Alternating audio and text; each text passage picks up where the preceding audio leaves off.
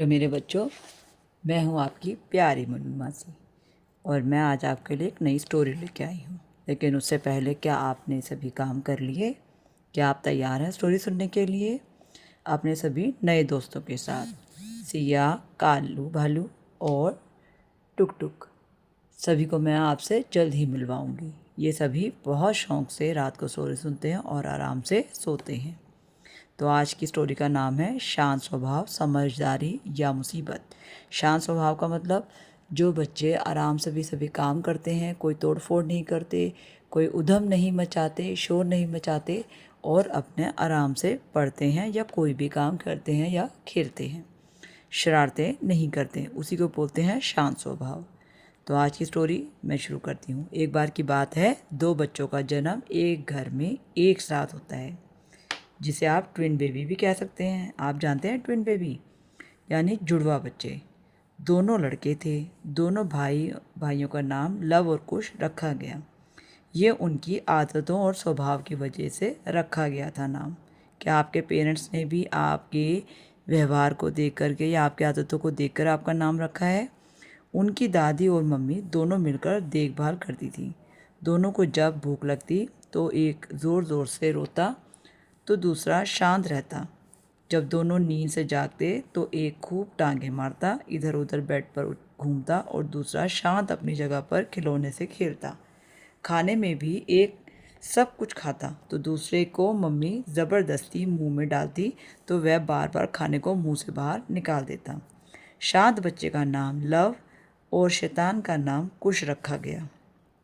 कुछ साल ऐसे ही बीत गए। अब दोनों 5 साल के हो गए। दोनों ही स्कूल जाते और एक साथ घर वापस आते। खाना एक साथ बैठकर खाना और खेलना भी। पर जब पढ़ने का टाइम आता तो लव बहुत अच्छे से अपना होमवर्क करता, ध्यान से पढ़ता और सीखता, जबकि कुश होमवर्क एक जगह बैठकर नहीं करता था। तो कई बार तो होमवर्क भी कंप्लीट नहीं करता था। एक बार जब वो दोनों घर के बाहर खेल रहे थे तभी एक बड़ी सी ट्रक उनके घर के बाहर पास आकर रुकी। क्या आपने कभी ट्रक देखी अपने घर के आसपास? ज़्यादातर आप अगर किसी बड़ी रोड पर अपने गाड़ी में जा रहे हैं तो आपको वो ट्रक दिख जाएंगे। उसमें कुछ सामान रखा था। वो आसपास के घर के सामान आया था। कुछ बड़े ही मज़े से खेल रहा था। अचानक उसे ट्रक में चढ़ने का मन किया। उसने इतना बड़ा ट्रक कभी इतने पास से नहीं देखा था। वह ट्रक के पीछे लटकी रस्सी की मदद से ट्रक के पीछे चढ़ गया और बड़े मज़े से ट्रक में जाकर लव को चिढ़ाने लगा। लव ने उसे बार बार ट्रक से बाहर आने की कहा, पर कुछ नहीं माना। और तभी ट्रक का मालिक ट्रक में बैठकर ट्रक स्टार्ट करके जाने लगा।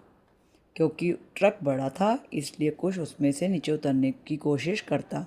उससे पहले ही ट्रक तेज़ी से चलने लगा। कुछ चिल्लाने लगा, भैया ट्रक रोको भैया, मुझे नीचे उतरना है, मेरा घर तो यहाँ है। पर ट्रक के शोर और आसपास के शोर में कुछ की आवाज़ किसी को भी सुनाई नहीं दी और ट्रक तेज़ी से चला गया। लव दौड़ते दौड़ते घर में गया और मम्मी पापा को सारी बात बताई। पापा ने झट से सोसाइटी के गेट पर फ़ोन किया कि जल्दी उस बड़े ट्रक को रोको, उसमें कुछ है, उसे उस ट्रक से उतारो। सोसाइटी बहुत बड़ी थी। उसका गेट कुश के घर से बहुत दूर था, इसलिए उसे लव की कही हर बात बार बार याद आ रही थी कि कुश ट्रक पर मत चढ़ो और जल्दी से ट्रक से उतरो। पर कुश को अपनी शरारतों में बहुत बिजी था। अब उसे अपनी गलती का पता चल रहा था।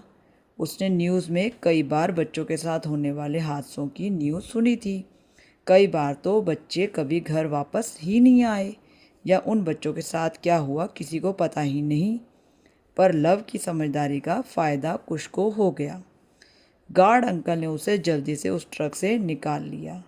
ट्रक रोड पर आगे को निकल गया और कुश को गार्ड अंकल घर तक ले आए।